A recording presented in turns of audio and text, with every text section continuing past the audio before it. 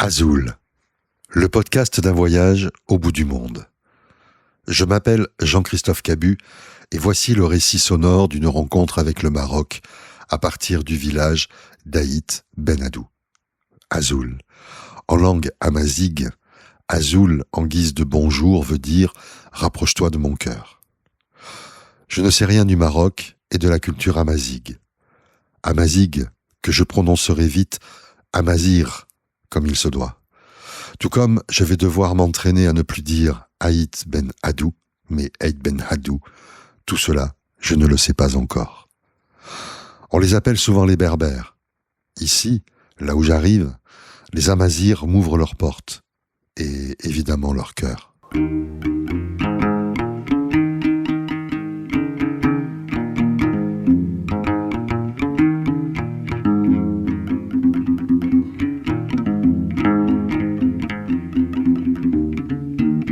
On n'est pas très loin du nombril du monde. Alors, c'est pas mon sentiment qu'à moi tout seul. On est dans un lieu très très particulier. Certes, c'est le lieu des ancêtres de ma moitié. La femme avec qui j'ai essayé de changer le monde. Depuis qu'on se connaît, on est challenge après challenge, mais que des trucs où on a essayé de faire de l'impact autour de nous. Et bien entendu, cet endroit, le lieu des ancêtres de ma femme, m'a fait découvrir qui j'étais et pourquoi j'étais là. Je suis Hicham Gunnoun, qui s'est engagé très très jeune dans le monde associatif et qui a trouvé la raison d'être de son engagement associatif à Aït Ben Haddou. Donc c'est naturellement qu'on est là pour nous imprégner de ce territoire qui est très riche en culture, très riche en enseignement, avec de belles âmes, de belles traces d'âme aussi, qui nous nourrissent.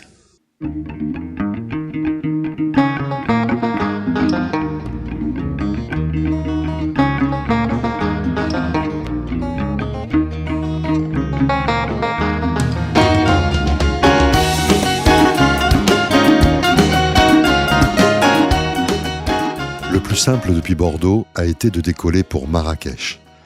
Ensuite, la route sera longue jusqu'au village d'Aït Ben Haddou. La voiture conduite par Madame Loubna file à vive allure. Nous suivons les panneaux Ouarzazate, gravissons des montagnes. Il fait nuit et je ne vois pas encore les neiges qui persistent sur les sommets de l'Atlas en cette fin avril. Invité par l'ONG We Speak Citizen, basée à Casablanca, j'ai mis dans mes valises des micros, une table de mixage, un enregistreur de reportage. Je ne sais rien de la maison de l'oralité avec laquelle je vais travailler sur la production d'un podcast. Après 3 heures de route, Madame Loubna se gare dans le village, au bout d'une piste en guise de rue. Un café est en train de fermer, il range ses paniers d'oranges. Les boutiques rentrent leurs bijoux et plient leurs tapis. Dans la maison de Madame Loubna, il y a des tableaux d'Aïssa Joud, un gosse du quartier devenu artiste. Côté à Paris, Londres, Bruxelles et bientôt New York. Ma chambre est décorée de colliers géants, de tissus épais et d'osier. Dans le patio, le vent est piquant. Nous sommes en altitude et je n'avais pas vraiment calculé que la nuit il fait bien frais. Des amis m'ont dit avant mon départ qu'Aït Ben Haddou n'est que touristique, que ce n'est pas le vrai Maroc. J'en doute. Je ressens dès mon arrivée une force, une énergie peu commune, laissée peut-être par, comme le dit Hicham, par des traces d'âme.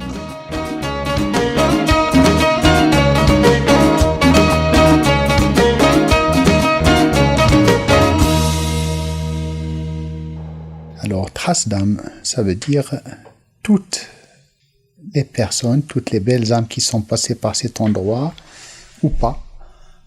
Les personnes peut-être dont les échos sont arrivés jusqu'à cet endroit, où l'œuvre est passée par cet endroit, et qui nous ont légué, je parle d'héritage, qui nous ont légué un patrimoine immatériel. C'est pas rien comme endroit. On est dans un lieu, le seul village du Maroc classé patrimoine mondial de l'humanité par l'UNESCO, et ce depuis 1987.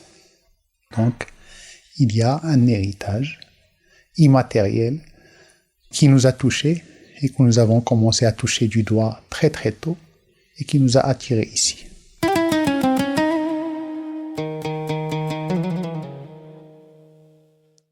Hicham Guenoun est la première trace d'âme de ce podcast Azul, une série de rencontres au Maroc dont le point de départ est Eid Ben Haddou et ses racines amazighes. Hicham est pilote de ligne pour la compagnie Royal Air Maroc. Avec Loubna Mouna, sa moitié, tous les deux ont créé l'ONG We Speak Citizen, une organisation qui met l'impact social et environnemental au cœur de ses objectifs. Et le premier objectif est le développement territorial, par et pour ses habitants. Leurs outils sont la culture, l'économie, l'animation citoyenne, et ce, sur l'ensemble du Maroc. Cette ONG est née d'une prise de conscience très personnelle. Comme beaucoup de personnes de leur génération, Loubna et Hicham étaient en train de s'éloigner du Maroc profond, de ses valeurs, de sa mémoire. En retournant vers leurs propres racines, ils ont créé We Speak Citizen avec une conviction simple. On ne peut pas construire l'avenir en oubliant d'où l'on vient. Hicham Guenoun pilote-t-il cette ONG dont il est le président? Comment manier un Boeing 787? C'est pas une pirouette, je vais te répondre très très sincèrement. On est deux à le piloter, moi et mon copilote. Je ne suis pas aux commandes de l'avion. Je suis le commandant de bord, mais je ne suis pas au commandant de l'avion. À We Speak Citizen, je suis peut-être le président, mais je ne suis pas aux commandes de We Speak Citizen. Nous sommes une équipe et nous travaillons ensemble. Le projet a commencé comme un rêve d'équipe, un projet d'équipe, et c'est ainsi que, en tout cas, je pense que nous avons réussi jusqu'à présent à piloter ce projet. Ça nous amène à parler déjà de l'engagement de We Speak Citizen. C'est quoi We Speak Citizen? En arabe, Luratuna al-Muwatana. C'est la volonté que nous avions de nous rendre utiles autant que possible dans cet endroit du Maroc très très particulier, initialement, puis d'aller, avec l'expérience qu'on aura accumulée ici, avec ce qu'on aura appris ici, faire de l'impact ailleurs.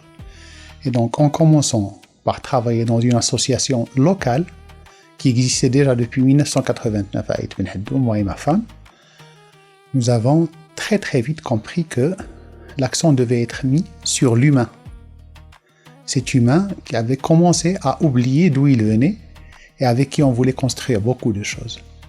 Construire à partir de quoi? À partir du patrimoine local, résoudre les problématiques locales avec le patrimoine local. Et il n'y a pas mieux que cet héritage mondial de l'humanité classé chez l'UNESCO qui est le patrimoine immatériel. Et le patrimoine immatériel, il y a tout ce qui est oralité, tout ce qui est poésie, tout ce qui est savoir-faire, et on a essayé de mener une recherche.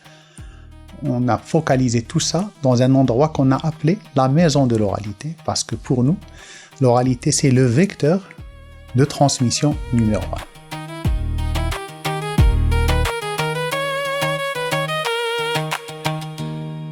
Au premier jour de mon séjour à Eid Ben Haddou, je me promène dans les rues escarpées du village historique que l'on appelle le Ksar. Des chemins de pierres et de poussière entre des maisons aux murs de terre.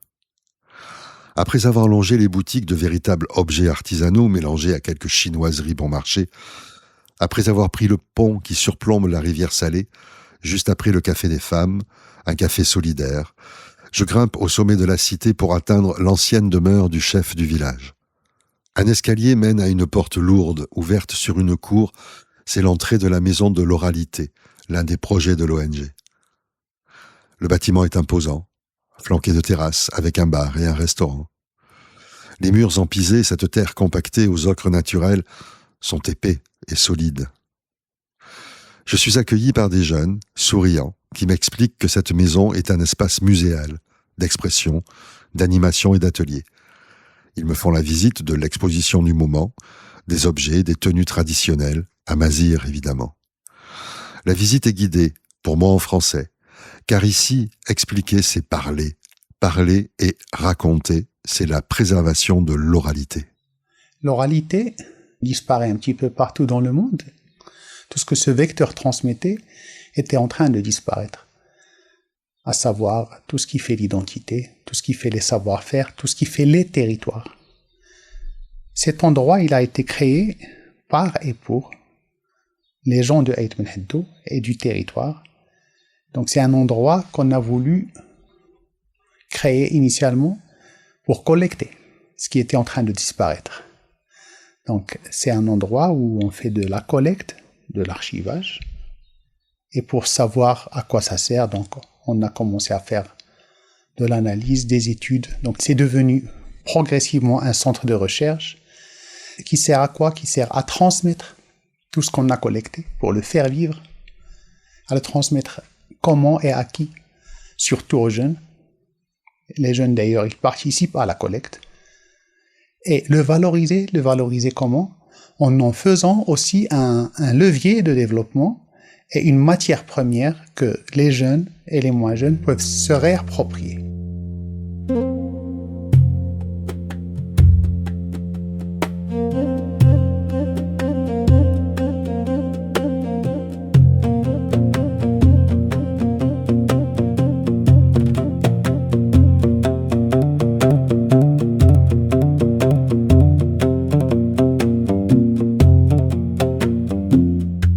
Avant, on avait du mal parce que c'est tellement nouveau, c'est tellement grand, mais c'est tellement évident aussi. Nous avions du mal à dire aux gens qu'est-ce qu'on était en train de faire là, au sein de la maison de l'oralité.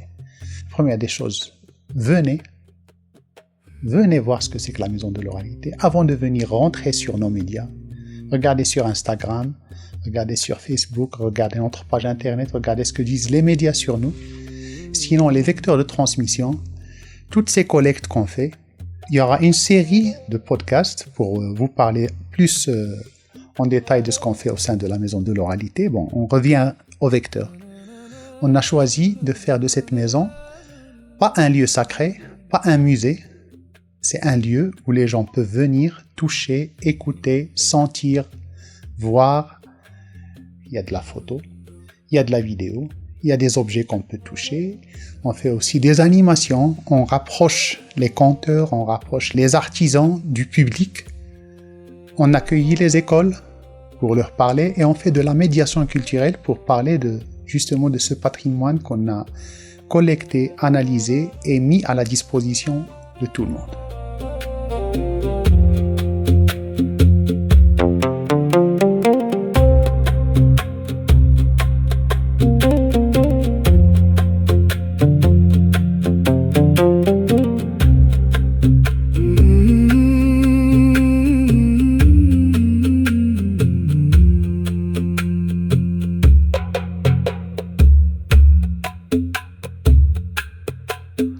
Sur les murs de la terrasse de la maison de l'oralité, en sortant de ma visite guidée, je regarde une photo, un grand format très coloré. C'est le portrait d'une femme en tenue amazigh, avec un large sourire et des yeux pétillants. Hija est une poétesse, l'une de ces femmes de parole dont les voix, par le conte et la récitation, depuis des siècles, de génération en génération, transmettent des valeurs. Et pour ne pas que la parole se perde, la maison de l'oralité les écoute, les enregistre et les publie. La poétesse Safia Asdin sera la toute première invitée du podcast de la maison de l'oralité, intitulé Awal Nimaziron, Paroles Amazigh. Et parmi ces tisseuses de mots et d'émotions, Mérida Naïtatik a marqué et marque encore les esprits. Par l'oralité, elle survit dans les mémoires. Née en 1900, cette poétesse a disparu dans les années 40, mystérieusement. Elle ne savait ni lire, ni écrire.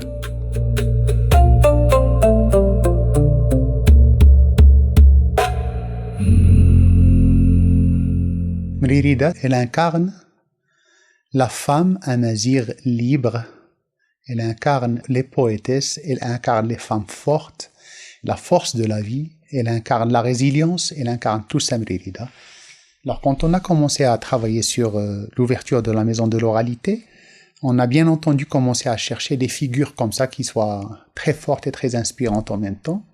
Et on est tombé sur le livre Les Chants de la Tassaout de René Eloge, qui lui avait eu la chance de côtoyer Mérida dans les années 30 du siècle dernier. Donc ça fait pratiquement un siècle. Il l'a côtoyé dans des conditions un peu particulières, dans le asilal sous le protectorat, où la condition des femmes était très difficile. Il a découvert cette poétesse et il avait transcrit à peu près 120 poèmes de Mérida en tamazight et il les avait réécrits en français, en poèmes. Entre-temps, la transcription en tamazight avait disparu. Et nous, on voulait retransmettre et redonner envie et force aux femmes amazighes de faire comme Mérida et de se réapproprier la poésie de Mérida.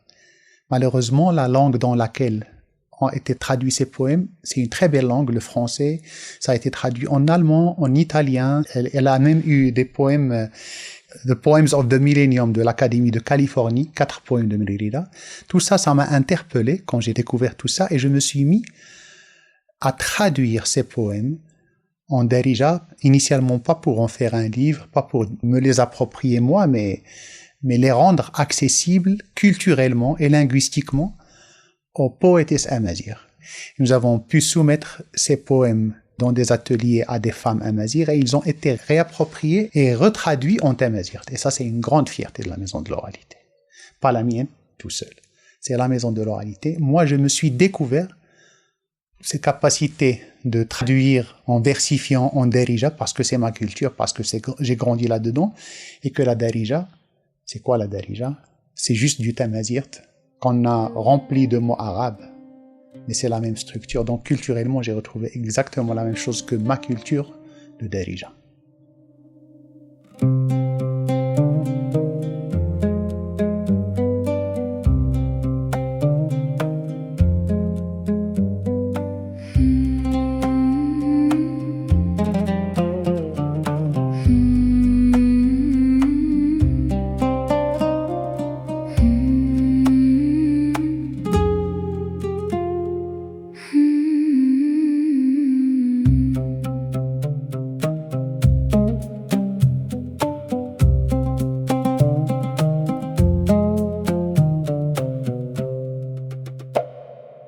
Un dernier mot.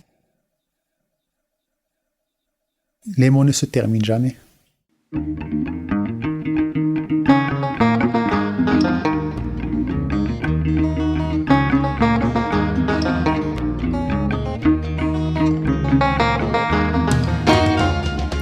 Hicham Guenoun a quitté la Maison de l'Oralité pour mieux y revenir. Cette semaine, il pilotera son Boeing 787 vers Paris, puis Miami ou Istanbul.